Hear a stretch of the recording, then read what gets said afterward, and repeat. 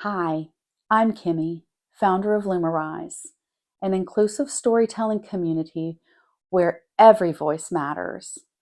I created LumaRise to be a safe space for people to share their stories, find hope, and know that they are not alone. Today, I want to talk about something that shaped my life for many years: codependency. This is my journey of breaking free, moving from fear and people pleasing to healing and freedom. By sharing the raw pieces of my story, I hope you'll see that change is possible for you too. On February 15th of 2004, I wrote these words.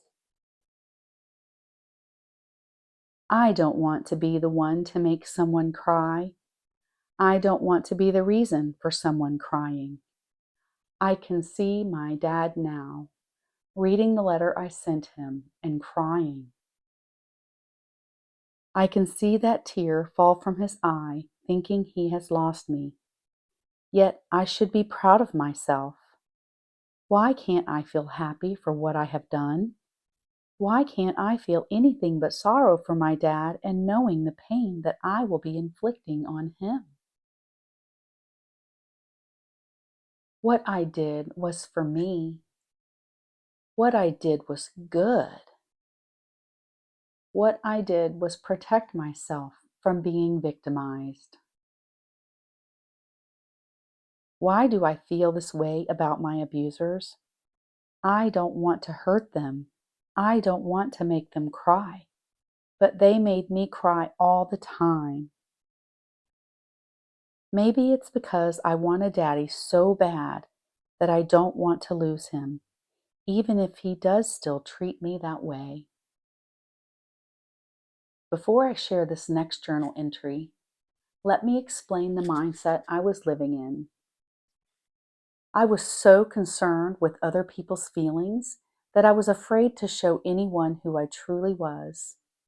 I had been told all my life that I was worthless by those who were supposed to love me, so I could never trust anyone with the frightening things that had shaped me. I always felt that I had to hide who I was and blend in with those around me. Many therapists have called me a chameleon because I adjust to every environment so easily.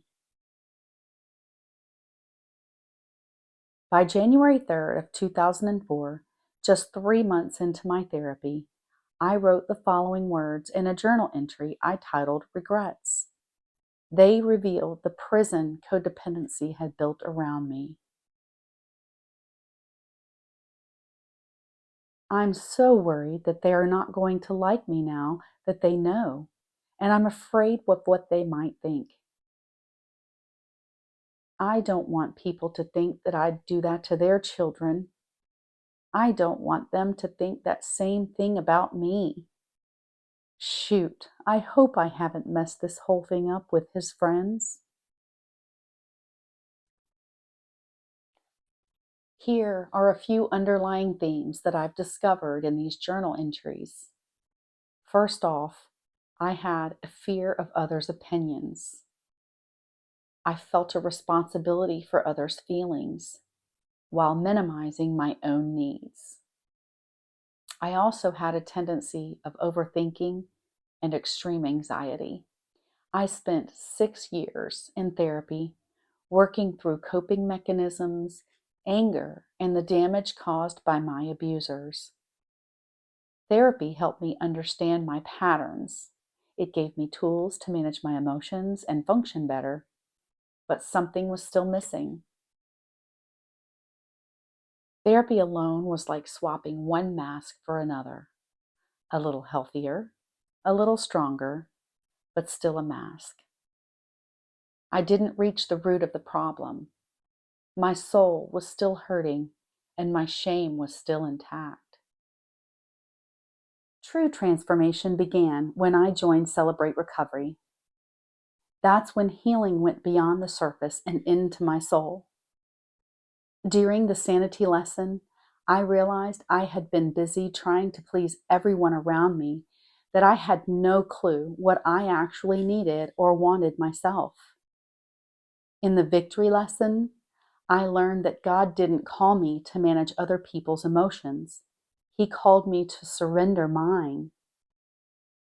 In the action lesson, I saw I had made other people my higher power, their approval, their comfort, their validation, but none of it ever healed me. Through forgiveness, I found my freedom came when I stopped making excuses for my abusers and started making space for myself. Walking through the steps taught me that boundaries are a form of love, not punishment. I learned that I am not responsible for other people's reactions. I am allowed to take up space, and I don't have to earn love by sacrificing myself. Therapy helped me cope. Celebrate Recovery helped me heal. Only through the 12 steps was I able to become whole again. Now, I'm living free and building LumaRise. Through my faith, Celebrate Recovery, years of therapy, and the grace of God, I've learned that I am worthy of love and that my voice matters.